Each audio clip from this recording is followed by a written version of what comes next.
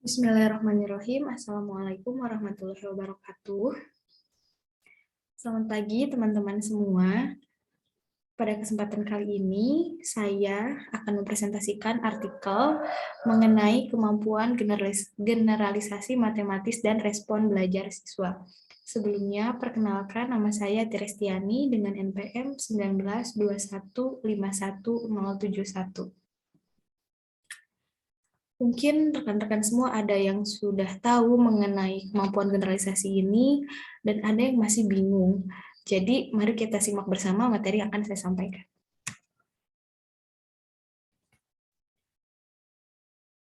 Yang pertama itu mengenai kemampuan generalisasi matematis. Jadi, apa sih generalisasi matematis itu? Mungkin rekan-rekan ada yang sudah tahu dan juga ada yang belum. Namun di sini saya akan menjelaskan generalisasi matematis menurut para ahli. Di sini yang pertama ada menurut Sumarmo pada tahun 1987 mengemukakan bahwa generalisasi itu merupakan proses penalaran yang berdasarkan pemeriksaan secukupnya kemudian memperoleh kesimpulan untuk semuanya atau sebagian besar hal tersebut. Dalam proses pembelajaran, ketika dihadapkan pada masalah matematika dengan memeriksa fakta-fakta dari suatu masalah tersebut dapat ditarik sebuah kesimpulan dari suatu konsep. Jadi menurut Sumarmo ini prosesnya itu lebih ke pemeriksaan hal-hal atau data-data lalu memperoleh kesimpulan dari hal atau data tersebut gitu. Selanjutnya menurut Verse dari buku Dahlan pada tahun 2004 menyatakan bahwa generalisasi itu adalah proses penalaran yang dihasilkan dari pengujian contoh secukupnya menuju sebuah kesimpulan mengenai semua atau beberapa contoh. Nah, selanjutnya menurut Winkel pada tahun 2004, generalisasi ini adalah transfer belajar dengan kemampuan seseorang untuk menangkap struktur pokok, pola, dan prinsip-prinsip umum. Nah, artinya bahwa siswa akan mampu mengadakan generalisasi, yaitu menangkap ciri-ciri atau sifat umum yang terdapat dari sejumlah hal-hal khusus apabila siswa telah memiliki konsep, kaidah, prinsip, dan siasat-siasat dalam memecahkan suatu permasalahan. Selanjutnya ada menurut Rahman pada tahun 2004 juga nih mengatakan bahwa generalisasi adalah proses penarikan kesimpulan dimulai dengan memeriksa keadaan khusus untuk kesimpulan yang umum. Jadi bentuknya lebih ke khusus ke umum gitu ya teman-teman. Selanjutnya ada menurut Trisnadi pada tahun 2006 menyatakan bahwa generalisasi ini adalah menyatakan pola, menentukan struktur atau data atau gambar atau suku berikutnya dan memformulasikan keumuman secara simbolis. Lalu selanjutnya ada menurut Wahyudin itu generalisasi merupakan salah satu bagian dari penalaran induktif dan deduktif ya. Seringkali hanya dibedakan antara keumuman dan kekhususan dari premis dan kesimpulannya gitu. Pada prakteknya, dalam menyelesaikan soal-soal matematika, kedua penalaran itu selalu digunakan gitu ya, selalu saling mengisi satu dengan yang lainnya. Proses penalaran yang berjalan dari premis tersebut juga saling keterkaitan biasanya seperti itu. Selanjutnya ada kemampuan generalisasi matematis. Jadi dapat disimpulkan ya dari pernyataan-pernyataan di atas tadi bahwa kemampuan generalisasi matematis itu adalah kemampuan untuk mempersepsikan atau menyatakan pola, menentukan struktur, data, gambar, atau suku berikutnya, dan memformulasikan keumuman secara simbolis atau tertulis. Itu menurut Zarkas. Lestari dan Yuda Negara pada tahun 2015.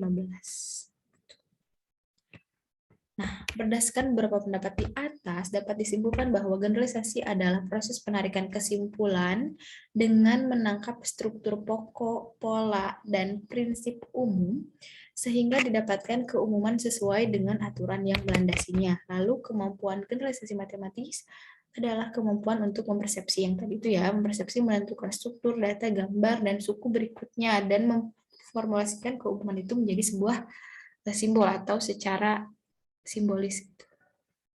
Nah, selanjutnya ada syarat-syarat generalisasi. Nah, syarat generalisasi itu ada 3 ya, teman-teman. Ada yang pertama itu generalisasi harus tidak terbatas secara numerik. Artinya generalisasi itu tidak boleh terikat kepada jumlah tertentu, jadi harus bebas gitu. Yang kedua, generalisasi harus tidak terbatas secara spasiotemporal, artinya tidak boleh terbatas dalam ruang dan waktu. Jadi harus berlaku di mana saja dan kapan saja. Lalu ada syarat yang ketiga, yaitu generalisasi harus dapat dijadikan dasar pengandaian.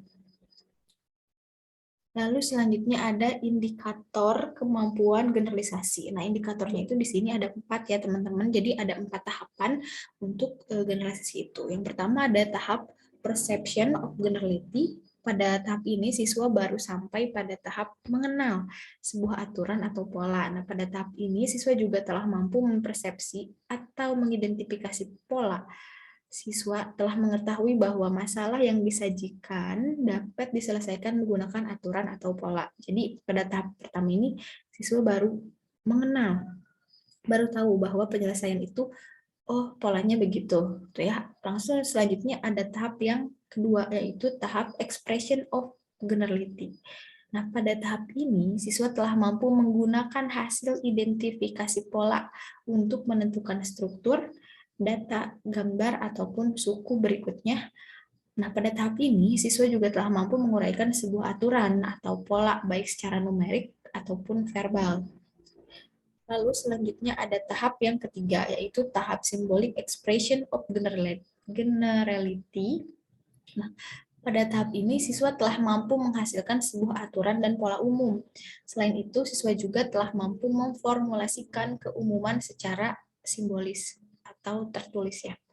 Lalu yang terakhir itu ada tahap manipulation of generality. Nah, pada tahap ini sudah lebih tinggi lagi ya.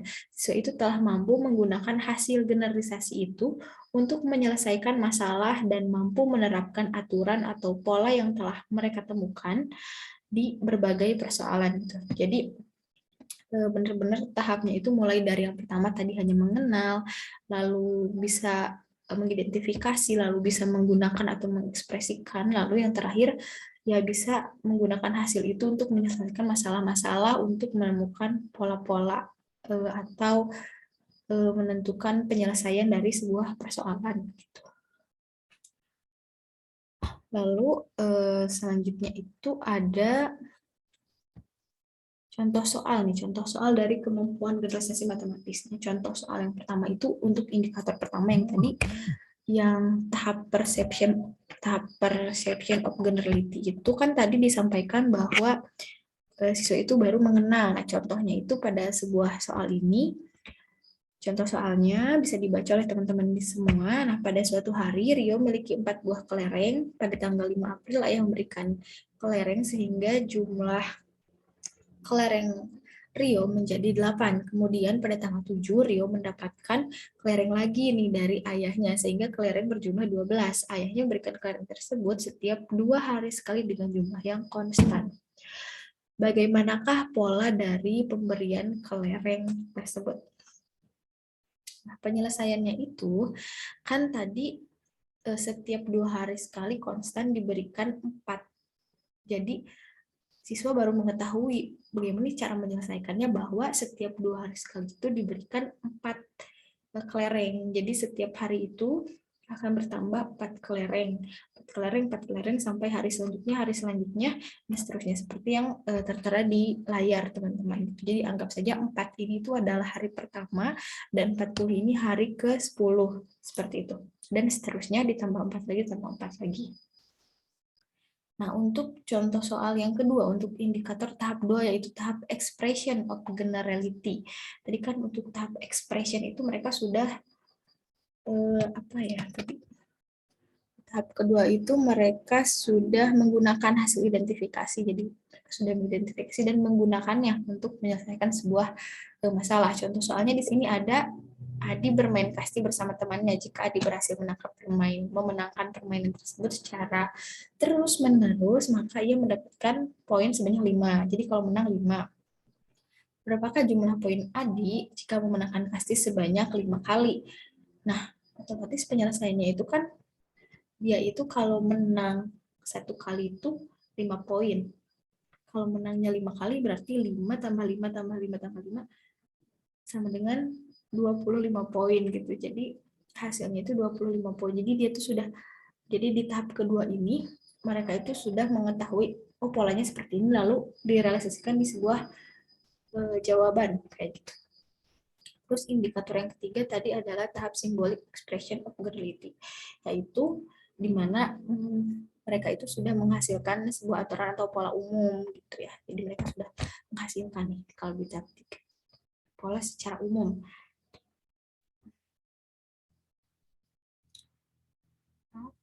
Nah, contoh soalnya itu di sini ada perbandingan umur ya, ada umur Razan, Amel, dan Ica.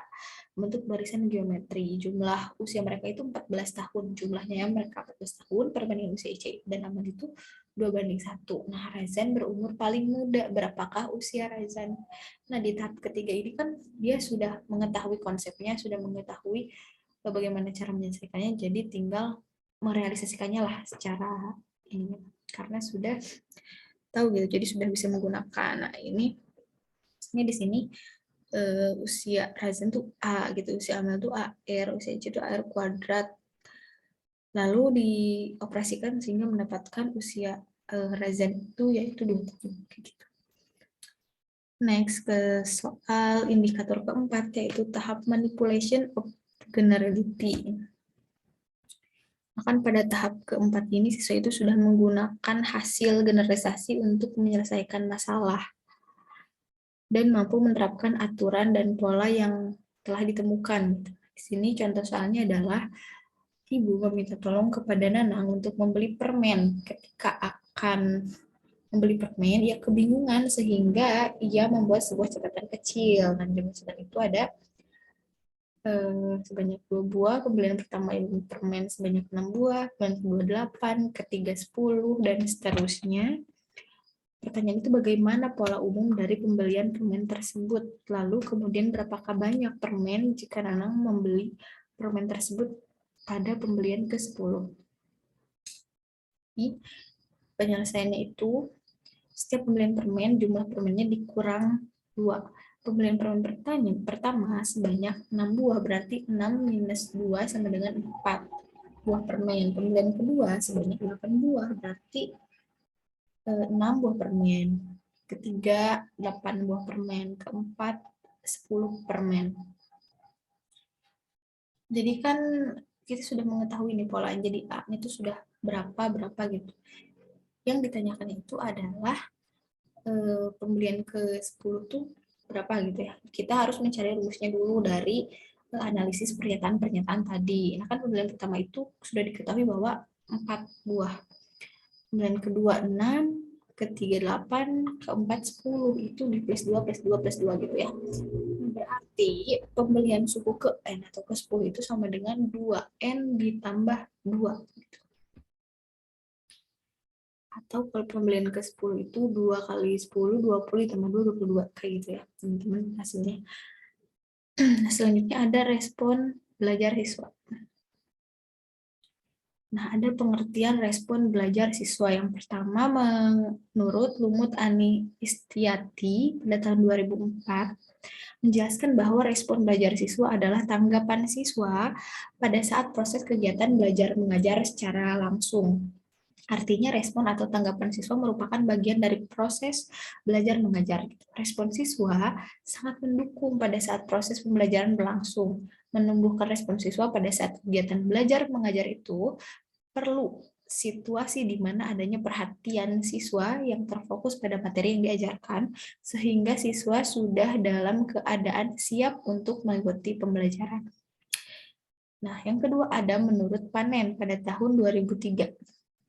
Respon belajar siswa itu menurut beliau adalah perilaku yang lahir sebagai hasil masuknya stimulus yang diberikan guru kepada siswa. Pengetahuan yang terbentuk melalui ikatan stimulus respon akan semakin kuat apabila diberi penguatan. Stimulus adalah apa yang diberikan guru kepada siswa guna merangsang sebuah respon terjadi. Sedangkan respon berupa reaksi atau tanggapan siswa terhadap stimulus yang diberikan oleh guru tersebut. Selanjutnya ada menurut Purdarwaminta dalam Rocky Anthony. Nah, beliau menjelaskan bahwa respon siswa itu merupakan reaksi atau tanggapan, yaitu penerimaan atau penolakan siswa terhadap setelah mengikuti pembelajaran serta sikap tak acuh terhadap apa yang disampaikan oleh guru. Nah, artinya respon yang positif dapat muncul jika guru dapat menarik perhatian siswa dengan menerapkan metode pembelajaran yang bagus, menarik serta memberdayakan siswa. Jadi mengajak siswa berinteraksi. Selanjutnya ada aspek kategori respon siswa dalam kegiatan pembelajaran gitu yang dilihat dari Lins tahun 2001 adalah sebagai berikut, ada 3 aspek ya. Yang pertama itu ada aspek perasaan siswa senang atau tidak. Maksudnya itu terhadap unsur kegiatan pembelajaran itu siswa itu senang atau tidak gitu. Sehingga perasaan siswa itu mengikuti pembelajaran itu bagaimana, materi pembelajarannya itu bagaimana, lembar kerjaan itu bagaimana, gitu, suasana di kelas itu bagaimana yang disajikan oleh seorang guru, sehingga menimbulkan perasaan senang atau tidak. Lalu yang kedua adalah aspek pendapat siswa, baru atau tidak. Nah, maksudnya itu baru atau tidak ini yang dimaksud ini terhadap unsur kegiatan pembelajaran, yaitu mengenai model pembelajarannya, apakah baru atau tidak, suasana belajar di kelasnya, gitu. Lalu cara penyampaian materi dari gurunya. Terus yang ketiga ada pendapat siswa, misalnya setuju atau tidak. Nah, maksudnya itu jika proses pembelajaran selanjutnya diadakan menggunakan metode pembelajaran yang sama atau tidak ada pembaharuan. Jadi selama pembelajaran itu model pembelajarannya gitu-begitu terus. Nah, siswa itu setuju atau tidak gitu dengan cara belajar siswa. Itu dia ada 3 aspek atau kategori respon siswa. Ya, jadi ada persepsi senang atau tidak, responnya itu ada senang atau tidak, lalu dengan sesuatu yang respon itu menganggap apa yang disajikan oleh guru itu baru atau tidak, lalu selanjutnya adalah setuju atau tidak ketika guru itu menyampaikan materi dengan model atau cara pembelajaran yang sama. Gitu. Nah, selanjutnya ada dalam proses pembelajaran itu ada faktor yang mempengaruhi terjadinya respon. Nah, antara lain ada 7 nih teman-teman. Yang pertama ada guru, yang kedua ada siswa, yang ketiga ada materi, yang keempat ada metode pembelajaran, lalu ada waktu dan ada tempat dan fasilitas gitu. Pertama guru. Tentu saja ini faktor yang jelas mempengaruhi respon siswa karena guru adalah orang yang akan memacu atau memberikan stimulus kepada siswanya gitu.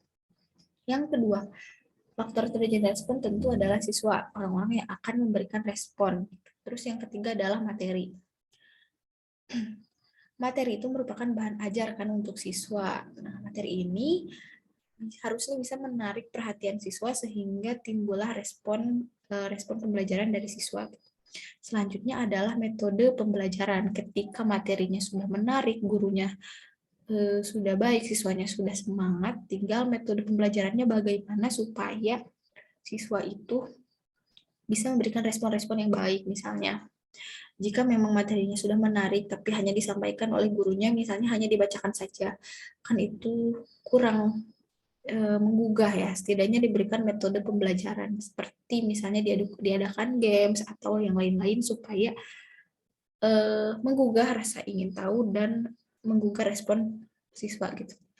Yang selanjutnya adalah waktu. Nah, waktu juga mempengaruhi respon siswa gitu. Kalau terlalu lama, ya responnya juga mungkin malas ya. Jadi harus di waktu yang tepat.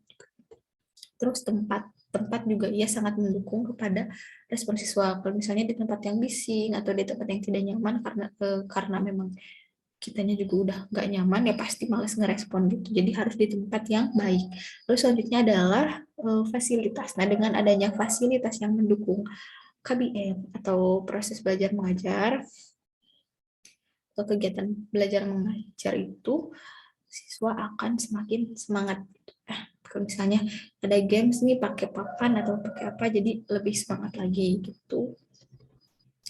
Nah, selanjutnya ada menurut Amir pada tahun 2015 dalam Rapika Yuni, respon siswa itu terdiri dari 3 dimensi, yaitu respon kognitif, respon afektif, dan respon konatif. Nah, apa sih respon kognitif itu, yang seperti apa? Nah, respon kognitif ini adalah respon yang berhubungan atau persepsi mengenai objek sikap. Yang kedua adalah respon afektif, adalah respon yang menunjukkan sikap seseorang dari evaluasi atau perasaan seseorang atas objek yang tersaji gitu. Lalu selanjutnya adalah respon konatif. Respon konatif ini berhubungan dengan perilaku nyata yang meliputi tindakan atau perbuatan secara langsung. Terus selanjutnya ada indikator respon pembelajaran siswa terhadap pembelajaran matematika dengan strategi Think Talk Write dengan pendekatan Realistic Mathematics Education atau RME. Yaitu ada 4 indikator. Yang pertama itu menunjukkan minat terhadap pembelajaran matematika. Yang kedua adalah menunjukkan kegunaan mempelajari matematika. Yang ketiga menunjukkan minat terhadap pembelajaran matematika strategi Think, Talk, Write dengan pendekatan Realistic Mathematics Education. Lalu ada menunjukkan kegunaan mengikuti pembelajaran matematika dengan strategi tersebut. Jadi indikatornya itu menunjukkan minat, menunjukkan kegunaan, menunjukkan minat terhadap pembelajaran tersebut, lalu menunjukkan kegunaan mengikuti pembelajaran. Sekian materi yang dapat saya sampaikan. Jika ada pertanyaan, ada saran, ada kritik, boleh langsung dituliskan di kolom komentar ya, teman-teman. Terima kasih atas segala perhatiannya. Semoga apa yang saya sampaikan pada kesempatan kali ini bisa bermanfaat bagi teman-teman dan saya juga. Sekian, terima kasih. Wassalamualaikum warahmatullahi wabarakatuh.